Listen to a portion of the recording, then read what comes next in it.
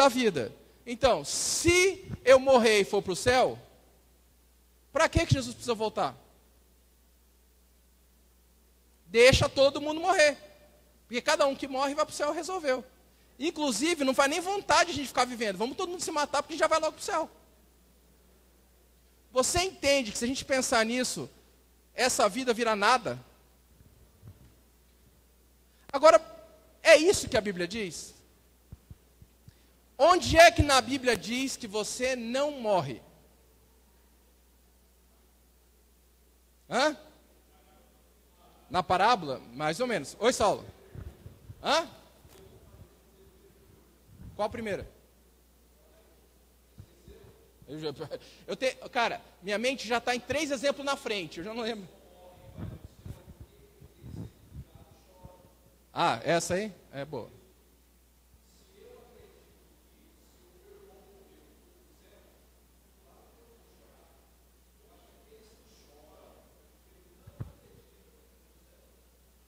Que foi para o céu. Isso eu concordo com você. Mas eu já esqueci qual foi a última pergunta que eu fiz. Onde na Bíblia fala que a pessoa não morre? Que não morre? Não. Passa, tá, mas o ponto não é isso. Onde é que a Bíblia diz assim, você não morre? Jesus assim, não, o que Jesus fala é, ainda que você morra, você vive. Volta a viver.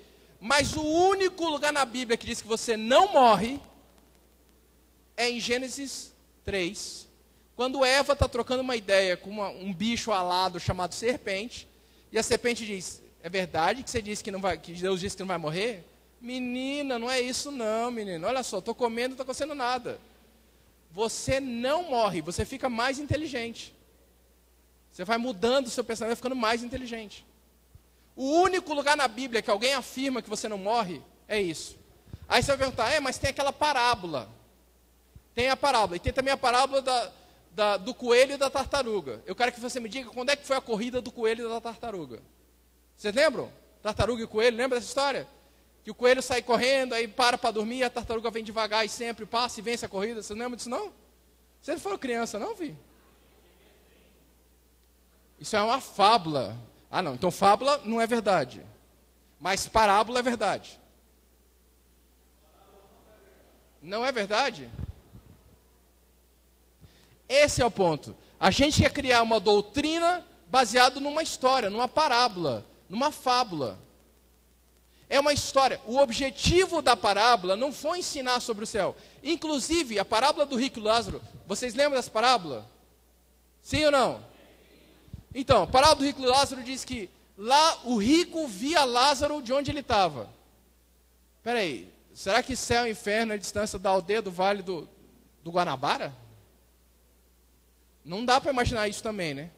O céu e o inferno dá a distância que eu olho, não é nem de binóculo ou luneta. Eu olho e vejo o céu. Então tem uma série de questões na parábola que não servem. Então deixa eu entender uma coisa. Se a morte não é ir para o céu, a morte não é você se transformar melhor, a morte não é o fim de tudo, o que é a morte?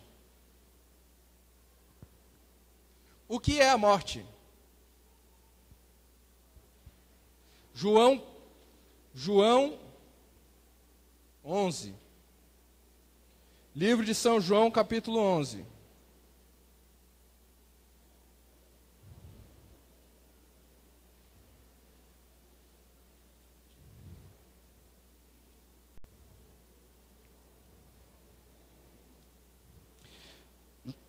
Livro de João, capítulo 11, verso 11. Depois de dizer isso, não, calma aí, para a gente entender isso, vamos começar do versículo 1 de capítulo 11. Havia um homem chamado Lázaro, ele era de Betânia, do povoado de Maria e sua irmã Marta. E aconteceu que Lázaro ficou doente.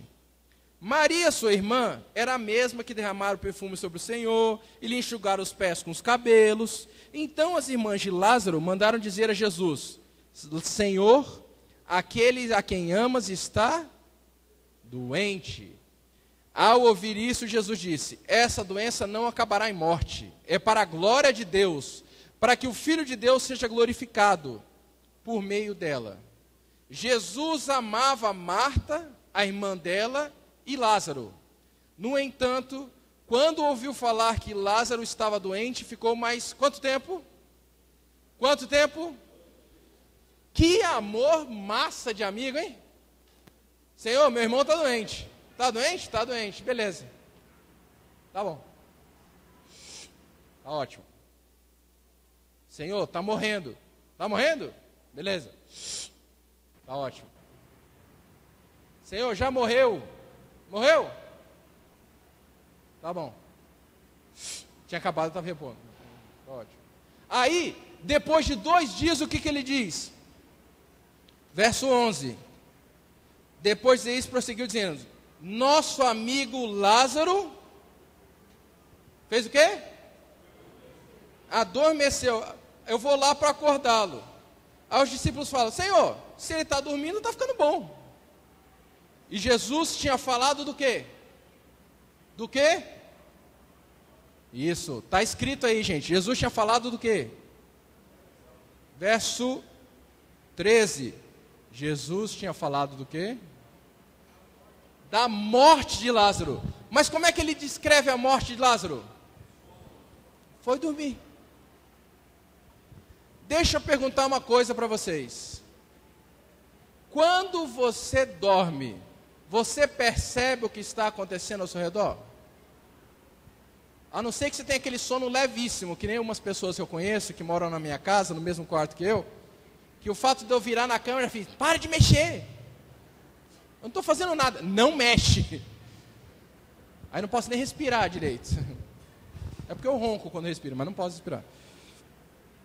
Mas em geral, quando você dorme, você não percebe o que está acontecendo ao seu redor. Principalmente quando é aquele sono pesado. Sabe aquele sono? Você vai na convivência de provador, não dorme direito o final de semana inteiro, chega no domingo à tarde, você olha para a sua cama, você sente aquela tração magnética, você chega, desmaia. Quando eu voltei, na verdade, o dia que eu mais dormi foi quando eu voltei da minha viagem de formatura da 8ª série. Eu cheguei em casa às 5 da tarde, deitei, acordei no outro dia 3 da tarde. Você viu que eu dormi bastante na viagem, né? Foi o dia que eu mais dormi. E aí, filho, aí podia ter acidente, podia ter furacão, nada me acordava. Quando você está dormindo pesado, e é aquele pesado de pesado mesmo, sabe que hora você dorme pesado? De manhã cedo. Que não tem quem faça levantar da cama no horário. Eu tô para ver quem é que não bota o celular para despertar mais 5 minutos. Aperta lá para virar mais 5 minutos para dormir mais um pouco. Não é isso que você faz? Todo mundo faz isso, cara. Ninguém acorda direto. Tô para ver, cara. Só quando é prova. O resto ninguém vai. Então, essa ideia de sono é a ideia de morte. É esse sono que você não levanta de jeito nenhum. A não ser quando a sua mãe, no meu tempo era minha mãe que chamava. Júnior, vamos para a aula. Primeiro chamado, beleza. Segundo chamado, bati na porta. Júnior, hora da aula. Beleza. Vou chegar, Osmar Júnior. Oi, estou pronto, vamos embora. Não levanta. E é isso que acontece com a morte. Você dorme. Só que aquela coisa que você acha que você está acordado, de repente você abre o olho e é outra realidade. Já viu isso? Às vezes minha esposa está deitada, vendo uma coisa, ela cutuca, acorda. Eu falei, mas eu nem dormi. Você estava roncando aqui do lado. Eu falei, não, eu não. É essa sensação. Morte é essa sensação de não perceber o tempo passar. Você não percebe ao seu redor, mas você não vai para lugar nenhum, você está lá. Quem é que tem vida? Quem é que é dono da vida? Hã? Jesus é dono da vida? E por que a gente quer dizer, na vida é minha, eu faço o que eu quiser? Se é sua, você tem domínio sobre ela? Tudo que é seu é do seu domínio? Por exemplo, lá em casa eu tenho um Kinect. O Kinect é meu. Quem liga ele na tomada sou eu. Quem coloca a fita, o DVD, sou eu. Aí minha esposa quer brincar, eu ligo. Eu ligo para ela assistir. O Kinect é meu. O que é meu, quem domina sou eu. O dinheiro da casa é nosso. O meu salário é nosso. Mas o Kinect é meu. Então qual é o ponto? O que é meu, eu domino. A vida é sua. Você tem a vida? Sim ou não?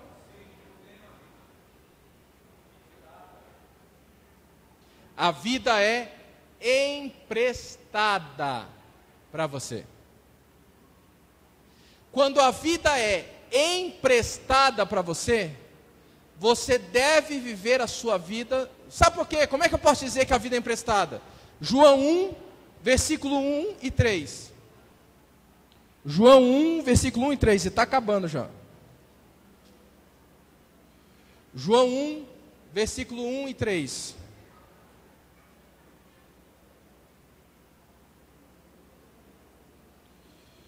Olha só.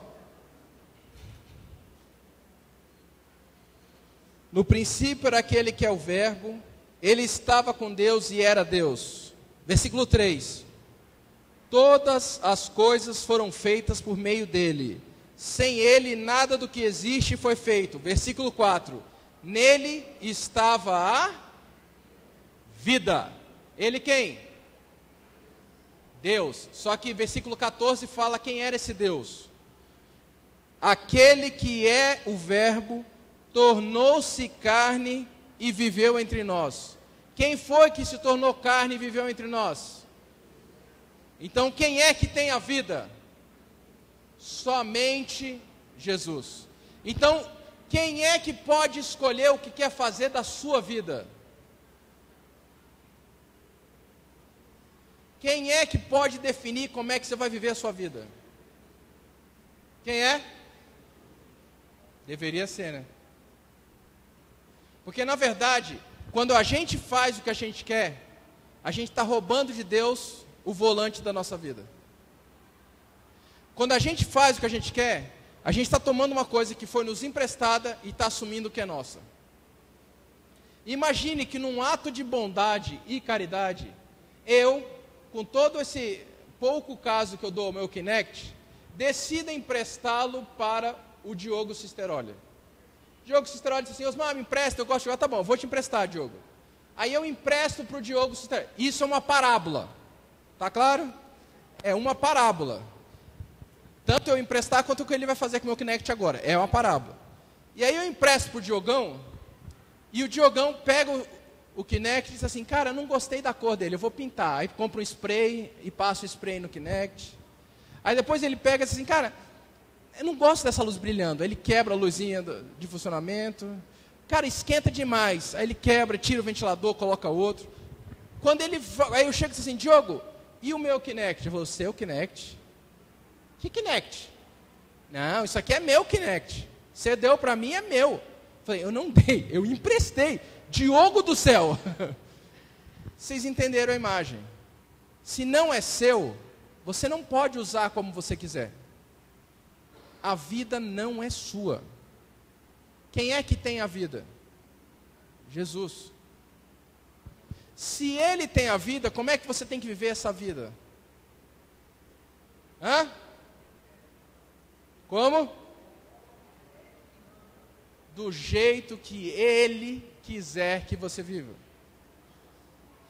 Quando você entende isso, você pode falar o que Paulo falou em Filipenses 1, versículo 11. E é o último verso que eu vou ler hoje. Filipenses 1, versículo 11. Não é o 11, é o 21. Filipenses 1, versículo 21. Filipenses 1, versículo 21. Diz o seguinte: pois para mim o viver é e o morrer é lucro. Sabe quando é que a gente tem medo da morte? Quando a gente não tem certeza do que vai acontecer com a gente. Quando a gente acha que a gente ainda tem outras coisas para fazer. Mas quando eu entendo que a minha vida eu vivi de acordo com aquele que quer definir a minha vida, que me deu a vida, que é o dono da minha vida, eu sei que viver para Ele, se eu tiver que morrer, é uma grande vantagem. Por que que é vantagem? Porque Ele diz: eis que cedo venho e tenho comigo o galardão para aqueles que me amam. Se você escolhe viver por Cristo, a morte é só um intervalo para você descansar, enquanto não começa a eternidade para a sua vida. Só que, se você vive para você, aí você tem que se preocupar com o que vai acontecer com a sua vida. Você tem que se preocupar com a morte. Você fica extremamente desesperado. Nessa manhã, fala, amigo. Pode?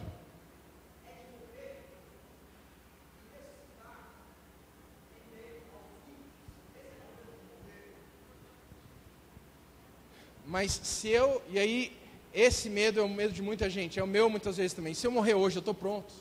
Se eu morrer hoje, eu estou pronto. Se a gente fica pensando na vida em função da morte, não é isso também. A gente vai viver desesperado, preocupado. O que eu fiz de errado? Eu tenho que viver a minha vida. E essa é a luta para todos. Consciente de que eu estou vivendo sob o plano de Deus para mim. Se eu vivo no plano de Deus para mim, eu posso morrer ou viver. Porquanto quer vivamos ou morramos, somos do Senhor. Oi, Mila.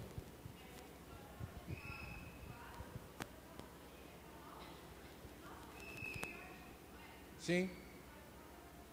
Sim, é esse o ponto. Tipo assim, você tem duas opções de vida. Você pode escolher viver do jeito que Deus quer, e aí você pode ter certeza que vivendo ou morrendo, você está resolvido.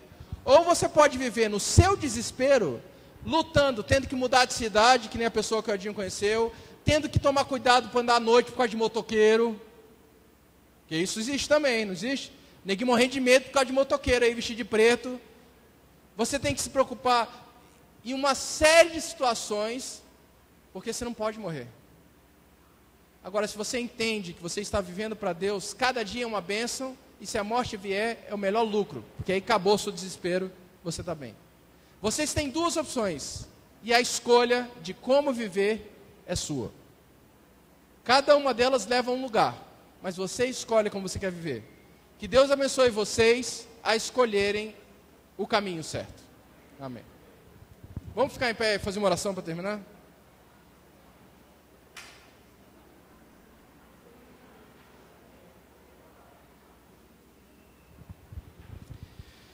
Querido Deus, amorável Pai que estás nos céus, Senhor, mais um sábado de manhã aqui nós estamos como amigos, como membros e como visitantes na igreja do Dr. Pedro.